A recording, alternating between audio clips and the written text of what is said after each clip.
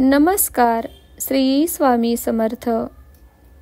श्री दुर्गा सप्तशती कथासार. अध्याय 11. ओम श्री गणेशाय नमः. शुंभासुराचा देवीकडून वध झाल्यानंतर इंद्रादिक देव अग्नीला पुढे करून त्या कात्यायनी देवीची स्तुती करू लागले. देव म्हणाले, हे शरणागतांची पीडा हरण करणारी भगवती अंबिका, आमच्यावर प्रसन्न होवो. संपूर्ण जगताची माता प्रसन्न होवो. हे विश्वेश्वरी, त्रैलोक्याचे रक्षण कर. हे देवी, तूच सर्व चराचराची पालक आहेस. या जगताचा एकमेव आधार तूच आहेस, कारण पृथ्वीचे रूप तुझेच रूप आहे. हे देवी, जलरूपामध्ये राहून तू सर्व जगताची तृप्ती करतेस. तूच अनंत बलसंपन्न वैष्णवी शक्ती आहेस. या विश्वाची मूळ कारणभूत परमाया तूच आहेस. या समस्त जगाला आपल्या मायेने तूच मोहित केले आहेस. हे देवी, तू प्रसन्न झाल्यावर मोक्षप्राप्ती होते. सर्व प्रकारच्या विद्या ही तुझीच रूपे आहेत.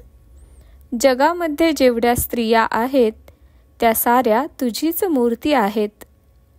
हे जगदंबिके, तूच हे विश्व अंतर्बाह्य व्यापून टाकले आहेस.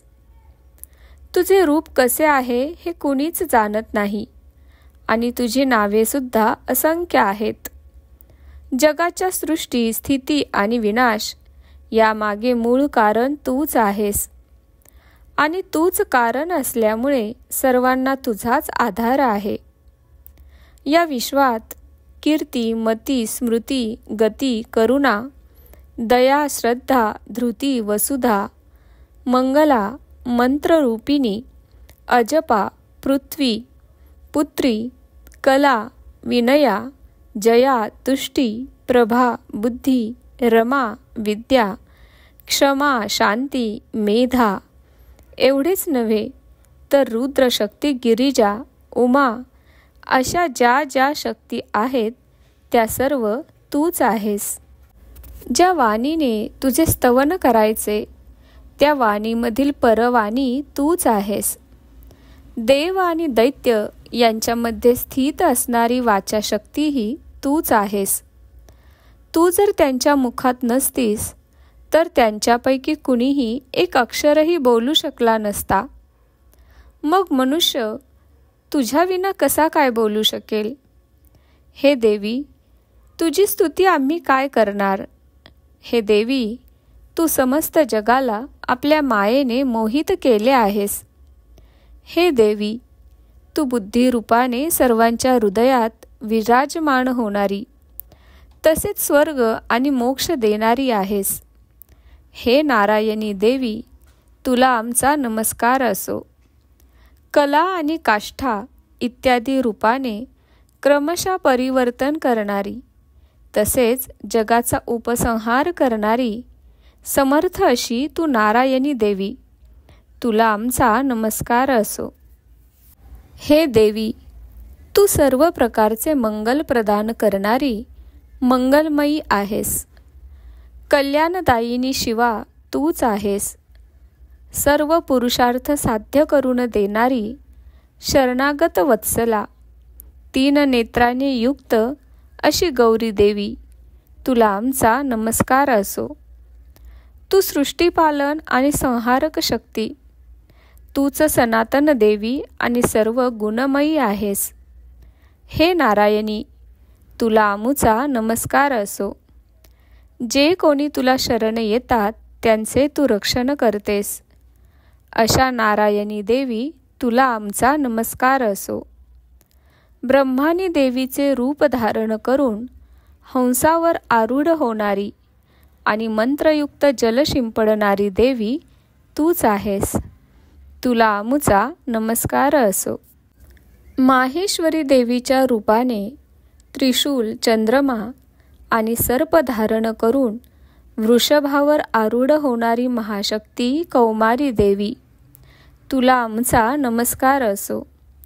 हातात भयानक चक्र घेऊन आपल्या दाढांवर पृथ्वी धारण करणारी, वाराह रूप धरणारी, कल्याणकरी, कल्याणमयी देवी तुला आमुचा नमस्कार असो. आपल्या उग्र अशा नृसिंहाच्या रूपाने भयंकर दैत्यांचा वध करणारी नारायणी देवी तुला आमचा नमस्कार असो. मस्तकावर किरीट व हातामध्ये वज्र धारण करणारी, सहस्त्र नेत्रांमुळे प्रकाशमान दिसणारी आणि वृत्रासुराचा वध करणाऱ्या इंद्रशक्तिरूपी नारायणी देवी तुला आमचा नमस्कार असो. विकट गर्जना करणारी, दैत्यसेनेचा संहार करणारी, शिवदूतरूपी नारायणी देवी तुला आमुचा नमस्कार असो. नरमुंड माळांनी विभूषित झालेली चामुंडरूपी नारायणी देवी तुला आमुचा नमस्कार असो. लक्ष्मी, लज्जा, महाविद्या, पुष्टी, स्वधा, ध्रुवा, महारात्री तसेच महाअविधारूपी हे नारायणी देवी तुला आमचा नमस्कार असो. मेधा, सरस्वती, वरा, श्रेष्ठा, भूती, ऐश्वर्यरूपा, भुऱ्या रंगाची पार्वती, तामसी महाकाली, नियता, संयमा तसेच ईशा रूपिणी नारायणी देवी तुला आमचा नमस्कार असो. हे सर्व स्वरूपा सर्वेश्वरी तसेच दिव्यरूप धारण करणारी दुर्गा देवी तुला आमचा नमस्कार असो. हे नारायणी, तू सर्व प्रकारच्या भयापासून आमचे रक्षण कर. हे भद्रकाली देवी, ज्वाळांमुळे अत्यंत भयानक दिसणारा आणि समस्त असुरांचा संहार करणारा तुझा त्रिशूल आमचे संरक्षण करो. आपल्या ध्वनीमुळे सर्व जग व्याप्त करणारी व सर्व दैत्यांचे तेज नाहीसे करणारी तुझी घंटा आमच्या पापांचे क्षालन करो. हे चंडिके, तुझ्या हातामधील सुशोभित खड्ग जे असुरांच्या रक्ताने चरबीने माखलेले आहे ते आमचे मंगल करो. हे देवी, तुझ्या प्रसन्नतेमुळे सर्व रोग नष्ट होतात आणि तुझ्या क्रोधामुळे सर्व मनोकामना नष्ट होतात. हे देवी नारायणी, जे लोक तुला शरण येतात त्यांच्यावर विपत्ती येत नाही. विद्या, ज्ञान किंवा शास्त्र या सर्वांनी जे वर्णन केले आहे ते तुझ्याशिवाय दुसऱ्या कोणत्या बरे शक्तीचे आहे. हे विश्वेश्वरी, तू विश्वाचे पालन करणारी आहेस. हे माते, तू भगवान विश्वनाथाला वंदनीय आहेस. हे देवी, तू प्रसन्न हो. संपूर्ण जगताचे पाप तू नष्ट कर आणि तुझ्या चरणांचा आश्रय आम्ही घेतला आहे. हे परमेश्वरी देवी, आम्हास वरदान दे. हे देवी, तू अनादी असल्यामुळे उत्पन्न होण्याचा प्रश्नच नाही.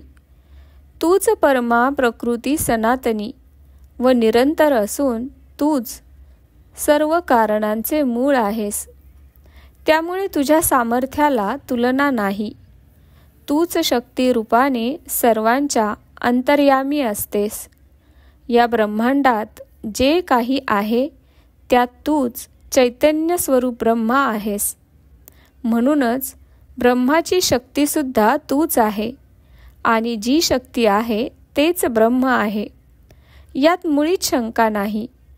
जेव्हा देव आणि मानव त्या महामायेची आळवणी करतात तेव्हा त्यांच्या दुःखाच्या नाशासाठी ती परमेश्वरी देवी प्रकट होते. हे दैव आणि काळ तिचीच उत्पत्ती आहे. म्हणून दैव आणि काळ त्या जगदंबिकेवर सत्ता चालवू शकत नाहीत, परंतु कर्मानुसार तीच जीवांना चालना देते. या साकार जगाची जननी तूच आहेस. तूच एकटी हे सर्व नाटक चालवितेस. पुरुष स्वतः काही करत नसतो, तो फक्त साक्षी असतो. परंतु हे सर्व नाटक चालवून तूच पुरुषाला आनंद देतेस आणि अंतसमयी सर्वांचा संहार करून या नाटकाचा प्रयोग संपवितेस. ब्रह्मदेव, विष्णू आणि शंकर हे अनुक्रमे निर्मिती, पोषण आणि नाश करतात. ही लोकांची समजूत आहे. पण त्यांना आपल्या अंशाने सरस्वती, लक्ष्मी आणि गिरिजा या शक्ती देऊन तूच हे कार्य करवून घेतेस, म्हणून ते सुद्धा तुझीच पूजा करतात. तू मूळ स्वरूपिणी आहेस हे जाणून आनंदाने ते तुझे चिंतन करतात. हे देवी, तुझा अंत कोणालाही कळलेला नाही. तूच खरी विश्वजननी आहेस. देवांनी ही केलेली स्तुती ऐकून प्रसन्न झालेल्या देवी अंबिकेने देवतांना सांगितले. ती म्हणाली, हे देवतांनो, तुमच्या मनामध्ये जी इच्छा असेल ती मी पूर्ण करीन. तरी तुम्ही इच्छितवर मागून घ्या. यावर देव म्हणाले, हे सर्वेश्वरी, तू या त्रैलोक्याची सर्व प्रकारची बाधा नाहीशी कर आणि आमच्या शत्रूंचा समूळ नाश करीत जा. तेव्हा ती महामाया अंबिका देवी म्हणाली, हे देवांनो, वैवस्वत मन्वंतराच्या 28व्या युगामध्ये शुंभ आणि निशुंभ नावाचे 2 दैत्य निर्माण होतील. तेव्हा नंद नामक गोपाची जी पत्नी यशोदा हिच्या पोटी मी अवतीर्ण होऊन विंध्याचल पर्वतावर जाऊन राहील आणि त्या 2 दैत्यांचा नाश करीन. त्यानंतर पुन्हा एकदा अत्यंत भयंकर रूप धारण करून पृथ्वीवर अवतार घेऊन विप्रचित्त नावाच्या दानवाचा संहार करीन. या प्रसंगी त्या दैत्याच्या रक्तमांसाने माझे दात लाल होतील आणि त्या दैत्यांचा नाश केल्यामुळे सर्व देवता रक्तदंती या नावाने माझी स्तुती करतील. यानंतर पृथ्वीवर 100 वर्षेपर्यंत अवर्षण पडेल, पाण्याचा अभाव होईल. तेव्हा ऋषी मुनी माझी स्तुती करतील. त्यावेळी अयोनिजा रूपाने मी पृथ्वीवर प्रकट होईल आणि 100 नेत्रांनी त्या ऋषी मुनींकडे मी कृपादृष्टीने पाहीन. तेव्हापासून मला पृथ्वीवरील मानव प्राणी शताक्षी या नावाने ओळखतील. त्या प्रसंगी पावसाची वृष्टी करून मी माझ्या शरीरातून वनस्पती निर्माण करून सर्वांचे पालन पोषण करीन आणि म्हणून मला शाकंभरी हे नाव मिळेल. त्याच अवतारामध्ये दुर्गम नावाच्या दैत्याचा मी वध केल्याने दुर्गादेवी या नावानेही मी प्रसिद्ध होईन. नंतर हिमालयावर राहणाऱ्या राक्षसांचा भीमरूप धारण करून मी संहार करीन. त्यावेळी लोक मला भीमी देवी या नावाने ओळखतील. जेव्हा अरुण नावाचा महादैत्य त्रैलोक्याला त्राही करून सोडेल, तेव्हा 6 पायांच्या असंख्य भ्रमराचे रूप धारण करून मी त्याचा वध करीन. तेव्हा सर्व देव आणि मानव प्राणी माझी भ्रामरी या नावाने स्तुती करतील. अशा प्रकारे सर्व संसारात जेव्हा जेव्हा दानवांची पीडा निर्माण होईल, तेव्हा तेव्हा मी अवतार धारण करून त्या दानवरूपी शत्रूंचा नाश करीन. अध्याय 11 समाप्त. श्री स्वामी समर्थ. धन्यवाद.